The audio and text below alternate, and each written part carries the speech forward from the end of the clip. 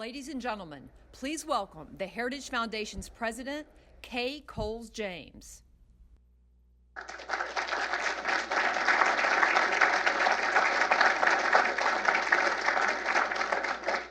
Good morning. Exciting morning, and we have a full house. I want to extend a warm welcome to everyone who is joining us for this very special event, both here and online. We welcome friends, distinguished guests from the administration, NGOs, policy experts, business representatives, the diplomatic corps. I know we have an amazing field of expertise on Africa in the auditorium joining us today. We've been privileged here at the Heritage Foundation in 2018 to welcome major policy addresses from the highest levels of President Trump's administration. Earlier this year, we had the honor of hosting Secretary of State Mike Pompeo and UN Ambassador Nikki Haley. Today, Heritage is honored to continue our contributions to the most important national policy discussions. We welcome the Honorable John Bolton, Assistant to the President for National Security Affairs. Ambassador Bolton will speak to us on the Trump administration's new Africa strategy. America's global role and foreign policy direction are rapidly expanding in new areas and in new ways. Africa is a direction that before now has not perhaps received the intense attention of the foreign policy community, but that is changing. Political security and economic developments in Africa now reverberate widely in America, Europe, and Asia. How America and the Trump administration approach these developments will reverberate equally widely in promoting safety, security, and prosperity on the African continent. Thank you all for joining us here today to hear Ambassador Bolton to speak on this important topic and U.S. strategy going forward. We look forward to his remarks and then a discussion afterwards with our Executive Vice President, Dr. Kim Holmes. I think that it is fitting that Dr. Holmes introduce Ambassador Bolton today. Dr. Holmes is a former Assistant Secretary of State and one of our leading experts on foreign policy here at Heritage.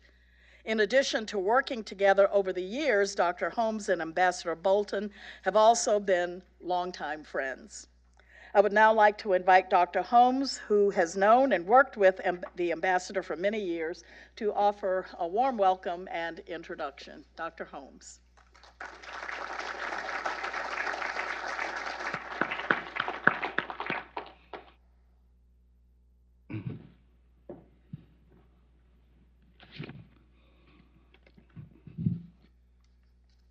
Good morning, everybody. Thank you very much, Kay, for allowing me to introduce my good friend John Bolton and to welcome him to the Heritage Foundation. I'd like to welcome all of you as our guests here this morning.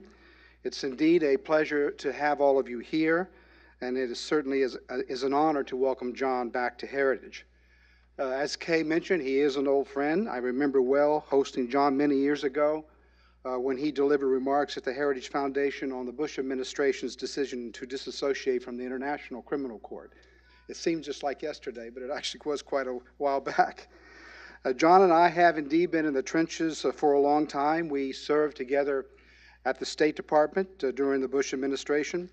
And frankly, I can think of no one I would rather see advising President Trump on national security than John Bolton. There is no better advocate for America. He stands up for American interests and American values without apology and without hesitation. Whether defending American interests at the United Nations, as he once did when he was permanent representative to the UN, or today supporting President Trump's agenda now as National Security Advisor, for John Bolton, as he once said in his book of the same title, surrender is not an option. John Bolton knows the insides and outs of government like no one else I know. He is a master not only of details, but of the long plan. You can see his fingerprints all over decisions recently made by the President, and for that we are truly thankful. Today, we welcome him to Heritage yet again to discuss the administration's policy and strategy towards Africa. Africa is a vast, beautiful, and complex continent filled with a rich culture, a rich history, and an entrepreneurial spirit. But it is also experiencing many difficult changes and challenges. Some of these are old and echoes of the past. They've been around for a very long time, but some of them are actually quite new. Radical Islamist groups are destabilizing the region. Refugee movements in the north and health emergencies in the central regions are contributing to instability. There are concerns as well over the influence of external powers, such as China and Russia, on the economic, political life of Africans and on the security of the continent. Now, the foreign policy team at the Heritage Foundation follows these developments closely, and so we, as well as all of you, our distinguished guests here this morning, are greatly looking forward to Ambassador Bolton's address on Africa. So please now welcome Ambassador John Bolton, the Assistant to the President for National Security Affairs.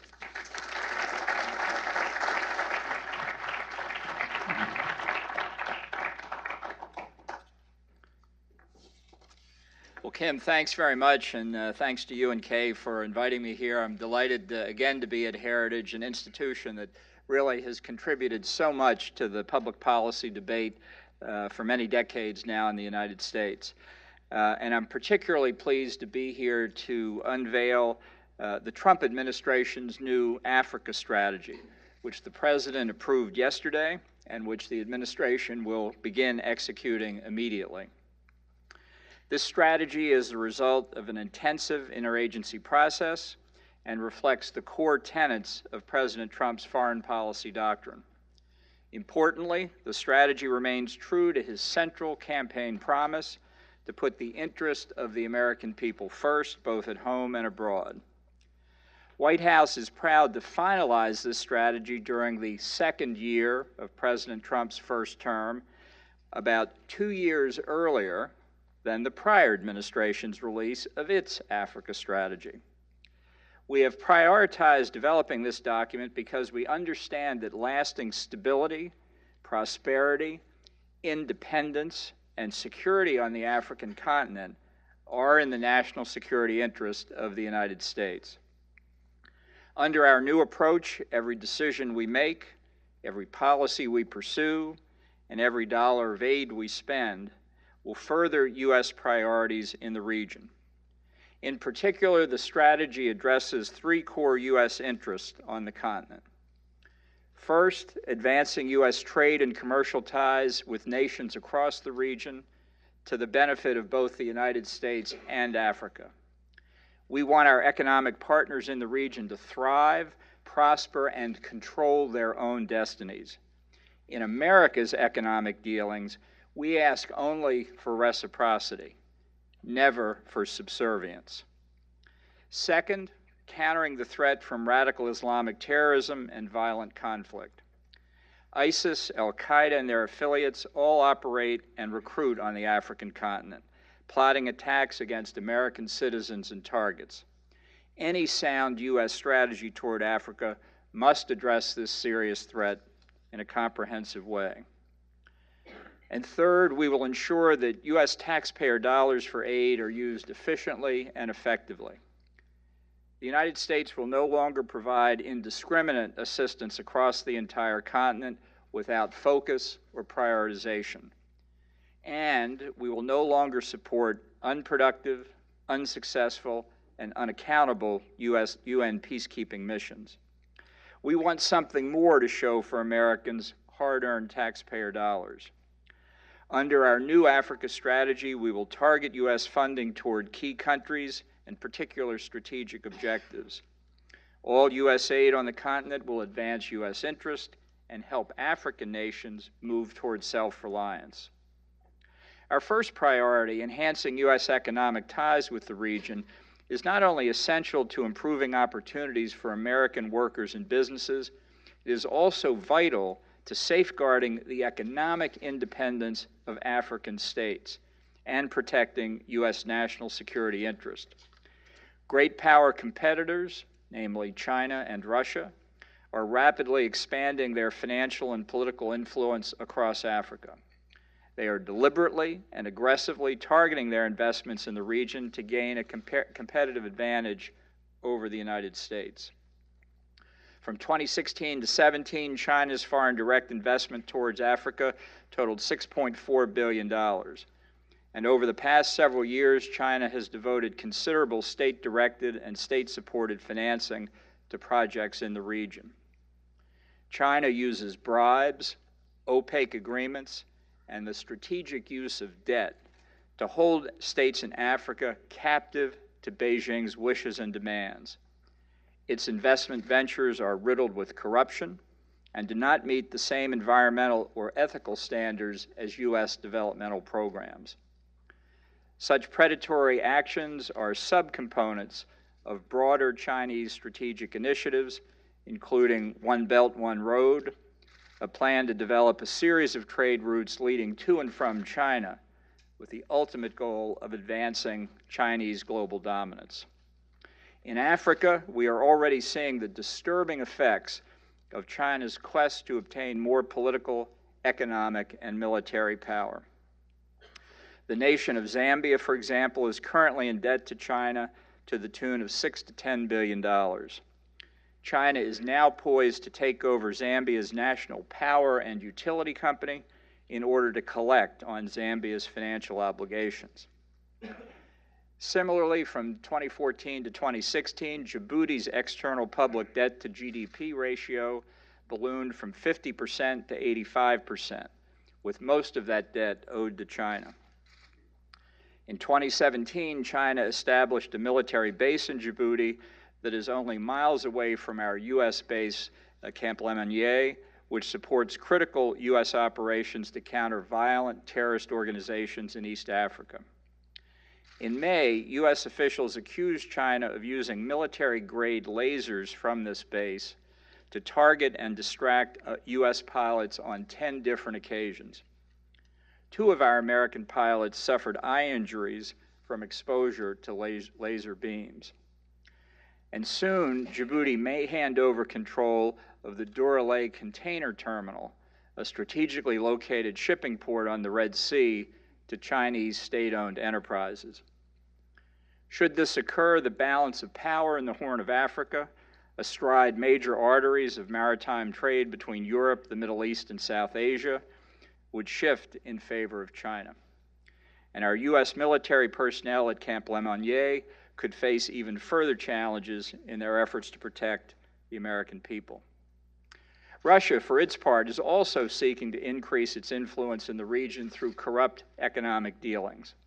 Across the continent, Russia advances its political and economic relationships with little regard to the rule of law or accountable and transparent governance. It continues to sell arms and energy in exchange for votes at the United Nations, votes that keep strong men in power, undermine peace and security, and run counter to the best interest of the African people. Russia also continues to extract natural resources from the region for its own benefit. In short, the predatory practices pursued by China and Russia stunt economic growth in Africa, threaten the financial independence of African nations, inhibit opportunities for U.S. investment, interfere with U.S. military operations, and pose a significant threat to U.S. national security interests. Equally concerning at this time, the lack of economic progress in the region has accompanied the proliferation of radical Islamic terrorism and other forms of violent conflict across Africa. Countering these serious threats is the second priority of our new Africa strategy. In recent years, ISIS, Al-Qaeda, and other terrorists operating in Africa have increased the lethality of their attacks, expanded into new areas, and repeatedly targeted U.S. citizens and interests. In Mali, JNIM, Jama Nusra al-Islam wal Muslimin, which describes itself as an al-Qaeda affiliate, is increasing in strength and has killed and wounded scores of peacekeepers, partner forces, innocent civilians in addition to kidnapping Westerners and threatening U.S. allies. In Libya, the local ISIS affiliate has found fertile ground to recruit new terrorists and plot attacks against the United States. In South Sudan, an ongoing civil war has ravaged a young nation, displaced millions, and led to the deaths of hundreds of thousands of people.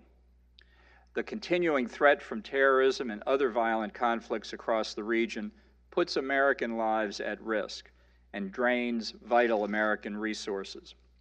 Between 2014 and 2018, the United States provided approximately $3.76 billion in humanitarian aid to South Sudan and refugees in neighboring countries.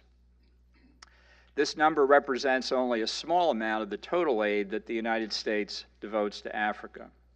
In fact, in fiscal year 2017, the Department of State and USAID provided approximately $8.7 billion in development, security, and food assistance to Africa. In fiscal year 2016, we provided approximately $8.3 billion. Between 1995 and 2006, U.S. aid to Africa was roughly equal to the amount of assistance provided by all other donors combined. Unfortunately, billions upon billions of U.S. taxpayer dollars have not achieved the desired effects. They have not stopped the scourge of terrorism, radicalism, and violence. They have not prevented other powers, such as China and Russia, from taking advantage of African states to increase their own power and influence. And they have not led to stable and transparent governance, economic viability, and increasing development across the region. From now on, the United States will not tolerate this long-standing pattern of aid without effect, assistance without accountability, and relief without reform.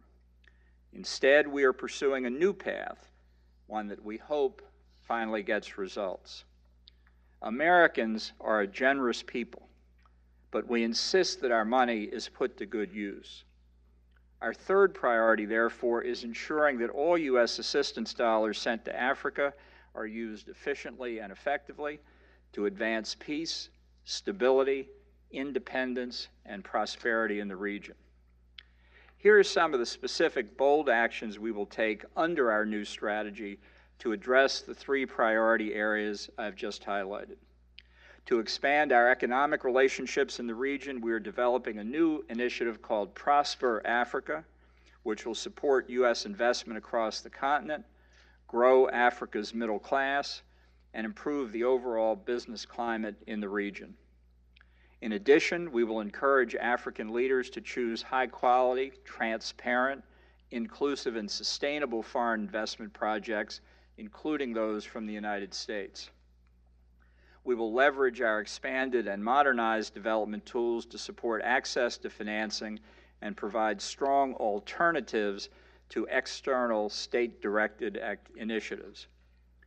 America's vision for the region is one of independence, self-reliance, and growth, not dependency, domination, and debt. We want African nations to succeed, flourish, and remain independent in fact, and not just in theory. In the coming years and months, we also intend to pursue modern, comprehensive trade agreements on the continent that ensure fair and reciprocal exchange between the United States and the nations of Africa.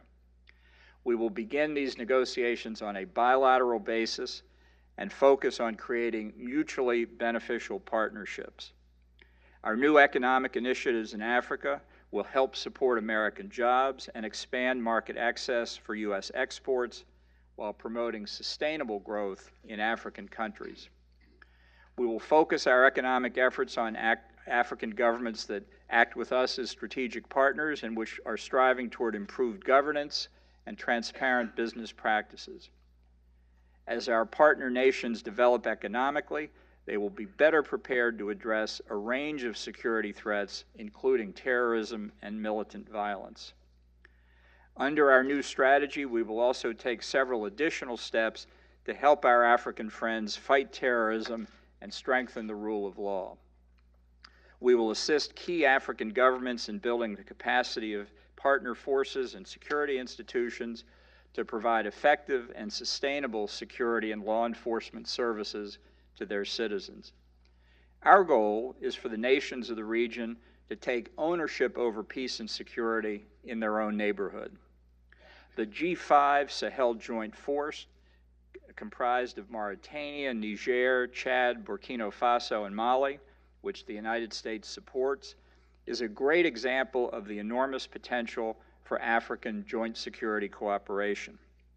The G5 Sahel Joint Force is seeking to build regional capability to combat terrorism, transnational organized crime, and human trafficking in the Sahel. As this force gains capacity, G5 countries must remain in the driver's seat. This initiative cannot be outsourced to the UN for funding and other support. We want to see more cooperative regional security organizations like these emerge around the world.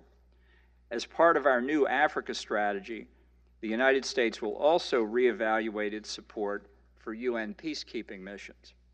We will only back effective and efficient operations that we will seek to streamline, reconfigure, or terminate missions that are unable to meet their own mandate or facilitate lasting peace. Our objective is to resolve conflicts, not freeze them in perpetuity. And we will not provide legitimacy to missions that give large payouts to countries sending poorly equipped soldiers who provide insufficient protection to vulnerable populations on the ground. The sexual exploitation and abuse by UN peacekeepers of the very populations that they were sent to protect has been and remains completely unacceptable. Continued malfeasance without consequences damages the integrity of the entire UN peacekeeping system. If we are truly committed to protecting innocent life in conflict zones, then we must insist on accountable, robust, and effective peacekeeping operations. In April, the United States did just that regarding the decades-old UN peacekeeping mission in the Western Sahara. We demanded a 6-month rather than an annual renewal period for the mission, and we insisted on a stronger, more effective mandate tied to substantive political progress. Because of our actions, the parties to the conflict in key neighboring countries agreed to meet for the first time since 2012. Last week, the UN envoy hosted these talks in Geneva, and the participants agreed to hold additional talks early next year. Moving forward, we will also ensure that bilateral U.S. security assistance targets nations that act as responsible regional stakeholders, and nations where state failure or weakness would pose a direct threat to the United States and our citizens. We want to use American dollars in the most efficient way to protect the interests of the American people.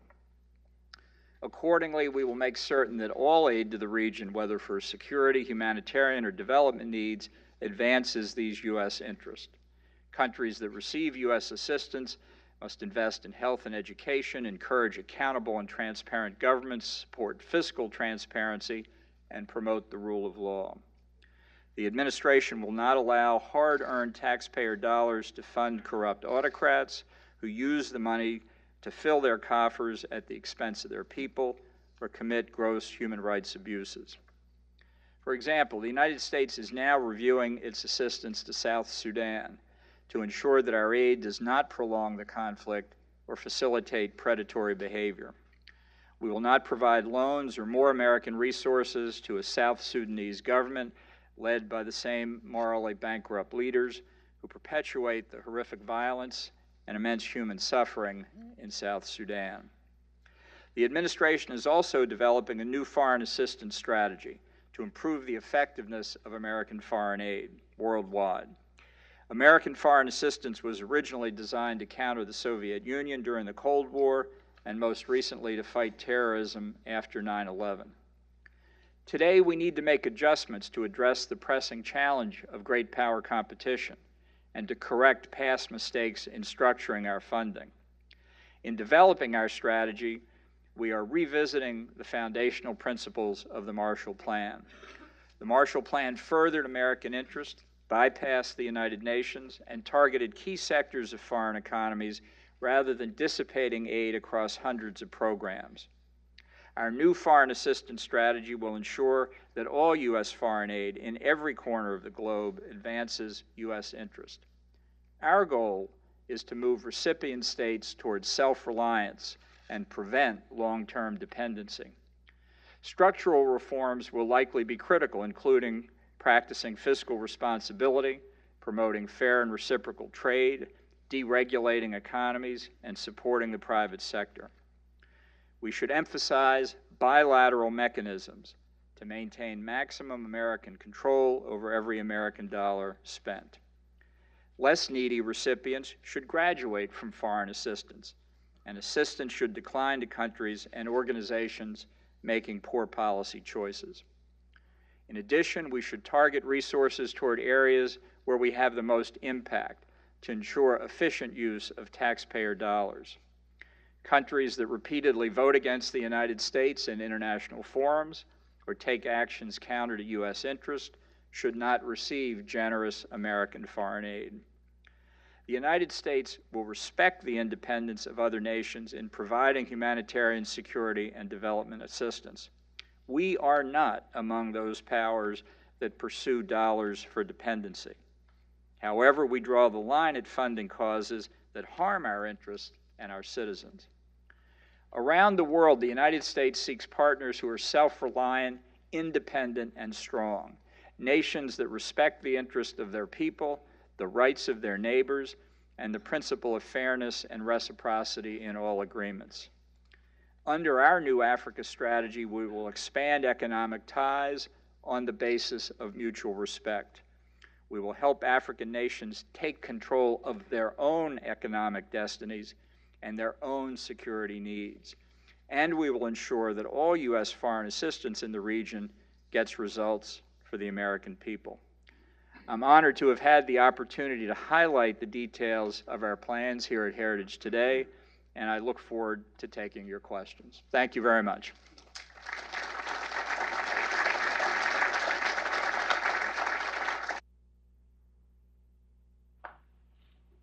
Have a seat there. Well, thank you very much for that, John. It was when we first heard that you were actually working on a larger Africa strategy, we were very pleased to hear that, because we've long argued here that Africa does not get the attention it needs, or when it does get the attention from the administration, it very often ends up pursuing policies that not only do not improve things, but actually in some cases make them worse. And so tackling Africa, and from the point of view of the principles that you outlined there, was something we really welcome, and doubly happy that you decided to come here and share the President's new strategy at the Heritage Foundation. We were here. If there's any points you wish to elaborate on or extrapolate on, this is your time, so you can jump in at any moment. But to get things started, I thought I would ask you to comment a little bit more on the strategic competition you mentioned regarding China and Russia. Particularly, the approach of China is multifaceted. It's cutting across the entire range of national and international security and economic policy, trade, foreign aid, and the like. And so, as you rightly pointed out, we need a broad, holistic response to that.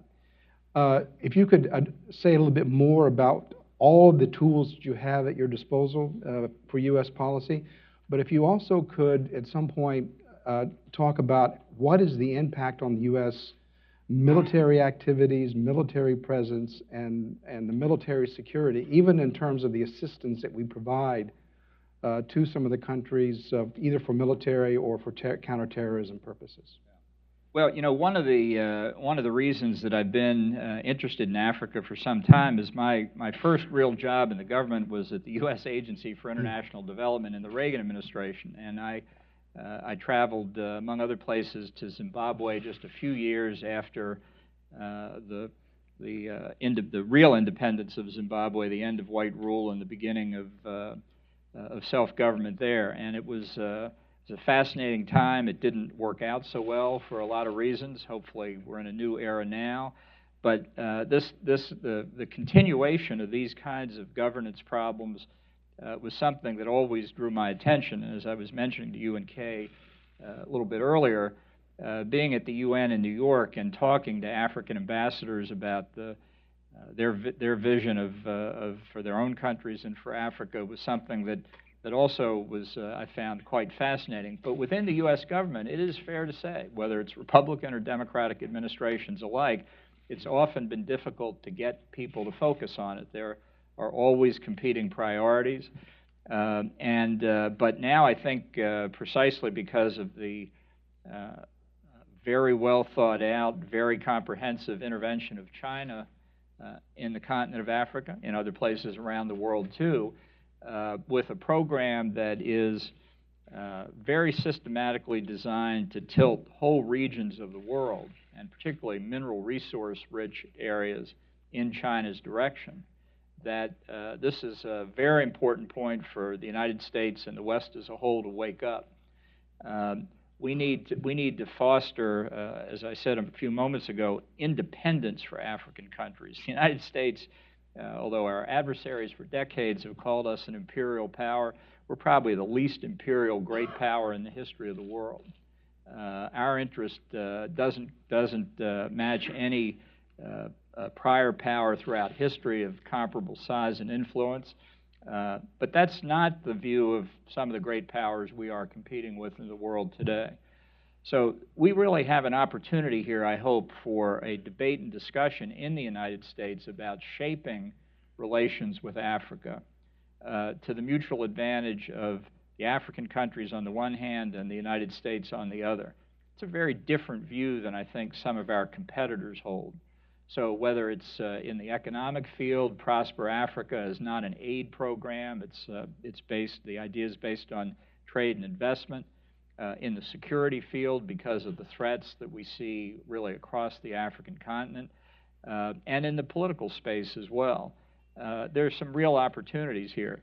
Now, resources from the U.S. government are constrained. There's no doubt about it. We're certainly looking for all the opportunities we can. I think if you're going to have a comprehensive strategy, and I mentioned our foreign aid review, which is very near completion, that implies changes in allocations and directions. Otherwise, you're just pursuing the path you pursued the year before endlessly. That doesn't amount to a strategy. That just amounts to bureaucracy repeating itself. But hopefully, with the strategy that the President has just approved, we can have that kind of conversation to give Africa the priority in American strategic thinking that I think the administration believes it deserves. You've mentioned the ongoing or the review of foreign assistance program that's currently happening. Reforming the foreign aid program is something that we here at Heritage have been looking at for decades. We've been talking about the importance of having conditionality applied to the aid, focusing more on developing civil society and free markets and economic freedom rather than government-to-government assistance, which ends up propping up corrupt regimes very often. Can you give us a forecast of what is happening with that review? But in particular, from our interest here is there any thought about what will change in terms of the purpose and mission and structure of AID as the main administrator of these programs? Right. Well, you know, I wish I could say that the foreign aid review is complete and that I could describe it and what it is. I'd be happy to come back and do it at length. We can do that too. We're close. We're close. We're close. And I would expect within a very short period of time we will bring it to a conclusion. I think, again, speaking as an AID alumnus, what we see is that for years things have just proceeded really without this kind of comprehensive review, and it's long overdue. There's a long history to U.S. foreign assistance programs dating back to really the first was a private effort, Herbert Hoover's famous Committee for Relief in Belgium during World War I, where really with no assistance from the U.S. government at all, he developed an enormous program for feeding civilian populations in war-stricken Europe. But we've got to have more effective delivery mechanisms. I think we're going to look very hard, as I mentioned in the speech, what's the best way to provide this assistance. I'd reveal my biases again if I said I was an AID alumnus. I understand bilateral programs. I've also been at the UN. I have my views on that as well, as you know. So look, this is a complex process. If it were easy to do, I'd be done already. Mm-hmm. But there are a lot of very bright prospects here, and we're going to be talking to some of the other donor nations as well as we conclude our review and see if they might not be up for looking at their programs too. Mm-hmm. You mentioned also in the context of the New Africa strategy that you're taking a strong and hard and close look at UN peacekeeping operations in Africa, and you mentioned that the principle of trying to actually bring peace and end the operations rather than freezing the conflict, which very often happens with UN peacekeeping operations, is the goal in the new strategy. Once again, this is a very laudable goal as far as we at Heritage are concerned. Beyond the mission of South Sudan, are there any other peacekeeping operations that you are looking at? For example, MONUSCO in the Democratic Republic of Congo, which is, I think, the second largest peacekeeping operation in Africa. There are others as well. This is really where most of the UN peacekeeping operation work is done, is in Africa. Can you say a bit more about that? Right. Well, clearly what has happened in UN peacekeeping operations all around the world is that in an effort to bring an ongoing conflict to an end, a truce of some kind is arranged and a peacekeeping force is inserted, increasingly in recent years with a political component to it. But unfortunately, all too often at the United Nations, establishing the peacekeeping force and deploying it is the end of creative thinking. And the mandate is renewed almost automatically. The Secretary General's special representative comes in every year, gives a report, the Security Council rolls the mandate over, and not very much happens. I think there needs to be a lot more focus on resolving the underlying conflict and therefore having success in the peacekeeping mission. Success is not simply continuing the mission ad infinitum. And I picked the Western Sahara as my favorite example because when I had the job we both once held as Assistant Secretary for International Organizations at the State Department in 1991, I participated in writing the mandate for MINURSO when it was created 27 years ago. And I worked with Jim Baker when he was Kofi Annan's personal envoy in 1997 to try and resolve the Western Sahara, where the entire effort had broken down. And he tried it again in 2000 and 2001. And when I got to the UN in 2005, 2006, again we tried to fix. All we want to do is hold a referendum for 70,000 voters. It's 27 years later. The status of the territory is still unresolved. The new UN envoy, I think, has some very creative ideas. But honestly, ladies and gentlemen, 27 years of deployment of this UN peacekeeping force, 27 years, and it's still there? How can you justify that? So I think I've gotten to know over the years, I've gotten to know the Sahrawi people. I have enormous respect for them. I have enormous respect for the government and people of Morocco and Algeria. Is there not a way to resolve this? Because the resources, the time and attention that we're devoting to the peacekeeping forces could much more productively be used in the development and economic betterment of the people of the region. That's why this is important. If you resolve conflicts, you're freeing resources, economic and political, for other purposes. That's what our objective should be. You're right about, in many ways, the way the mandates are put together for the peacekeeping operations. There are political compromises with the groups in the region and also the countries on the Security Council. And the compromises almost always end up either freezing the situation or not advancing it. When I was Assistant Secretary, I visited Congo and flew all around and saw in one case, there was a case where there was a village that had been reoccupied by some of the militia and drove out mostly the women and children into the side region of the village, and then the UN agencies came in and took care of those children, but they would do nothing about the problem. And they told me that the way the mandate was written was just basically freezing the conflict. So this is a very real problem that is built into the way they approach peacekeeping operations. Now, let me just say on that point, I'm not blaming the UN Secretariat here. I'm blaming the Security Council. Yeah. Security Council sets the peacekeeping forces up. Security Council should guide the special representatives. The Security Council should press to get the conflict resolved. And it's not enough just to roll a peacekeeping mandate over. They need to be much more involved politically in getting the parties to work out their differences. You mentioned the problem of terrorism in Africa, that is very significant. In some areas, it's even growing. Could you say a bit more about what the United States expects of African countries themselves, and not only cooperating with the United States, but even taking activities and responsibility themselves to combating terrorism? Well, there certainly have been very successful efforts. I think I mentioned the G5 Sahel Joint Force. There are others that we can envision, others we would support. We're in active conversation in New York and a number of capitals on that score.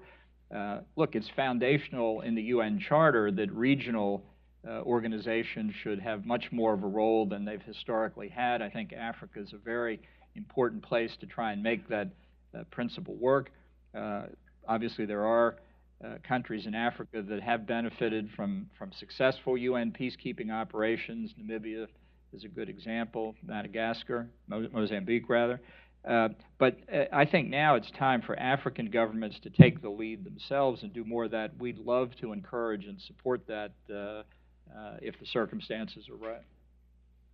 The Heritage Foundation is a civil society organization, if you will, and there are many people in this audience from civil society groups who operate and work either in Africa or work on the subject of Africa. And I'm sure that many of them are interested in what they could do or should be doing differently in terms of civil society support for helping the African people that would be complementary to what you're trying to do with your New Africa strategy. Well, I think the most important thing is to look at the geopolitical reality that we're facing. We've already seen some countries, I mentioned a couple of concerns in Africa, but other countries in Asia, some in Latin America, where this, what we call debt diplomacy strategy is being pursued very successful. It's very tempting to get into financial arrangements that seem attractive in the near term, but then get more and more difficult to get out of. So I think because the state-directed nature of that kind of approach fundamentally isn't really reconcilable with independent civil society to begin with, I think non-governmental organizations and others should be aware of that and should be advising their partners in Africa of the risks involved when these kinds of proposals are made. Because not only will it squeeze the independence of African countries, it will squeeze the space available for civil society inevitably.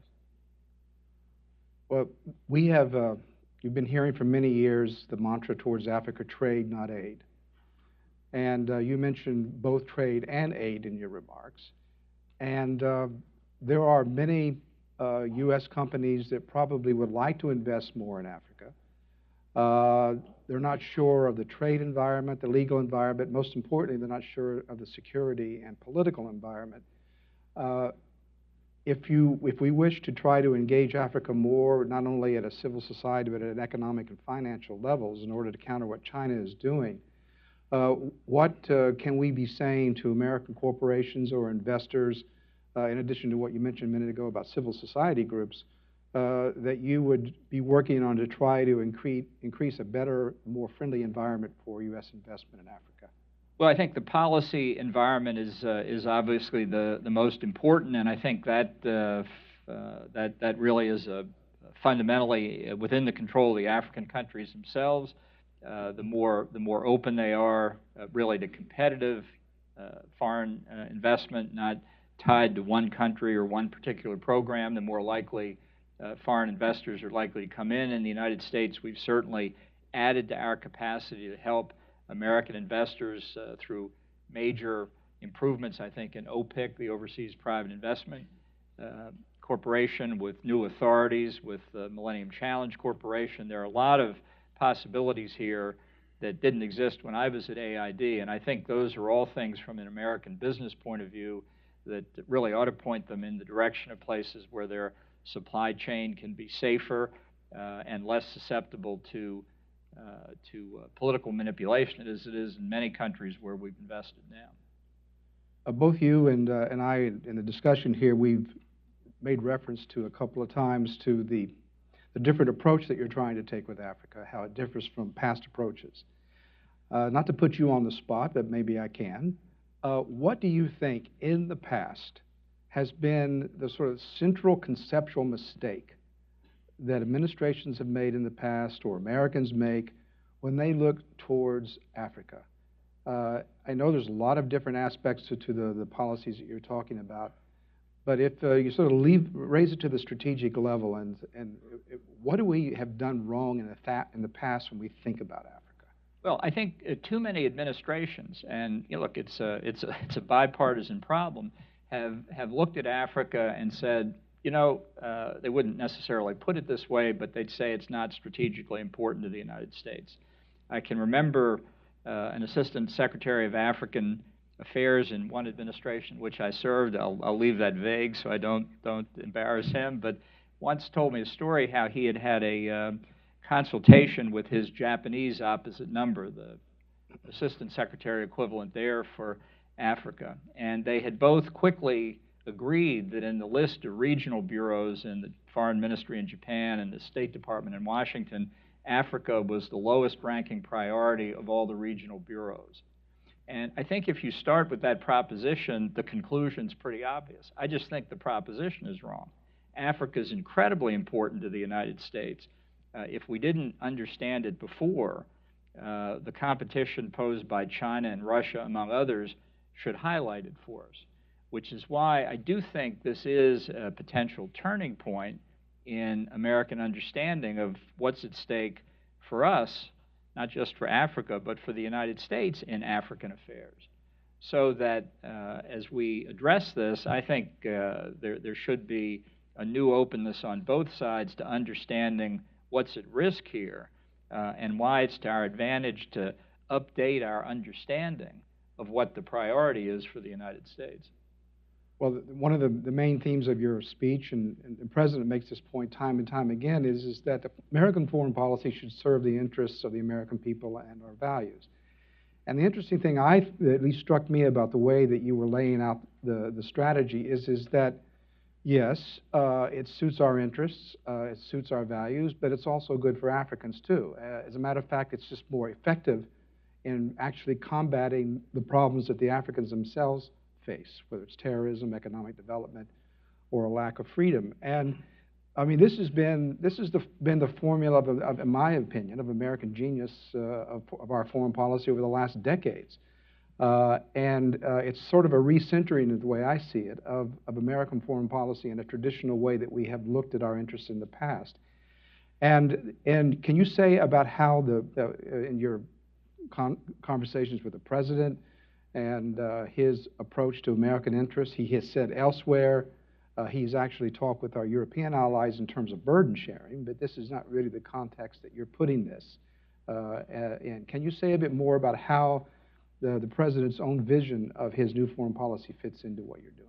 Right. Well, I'm sure people in this room probably know the famous alibi lines, I guess, that people use, and it has become sort of a joke when somebody says the check's in the mail. The check's not in the mail. When somebody says I'm from the government and I'm here to help, that's an instant warning that you better put your hand on your wallet. This is not really about, I think the conceptual mistake that has been made before is that talking about the U.S. relationship with Africa is talking about how we're going to help Africa.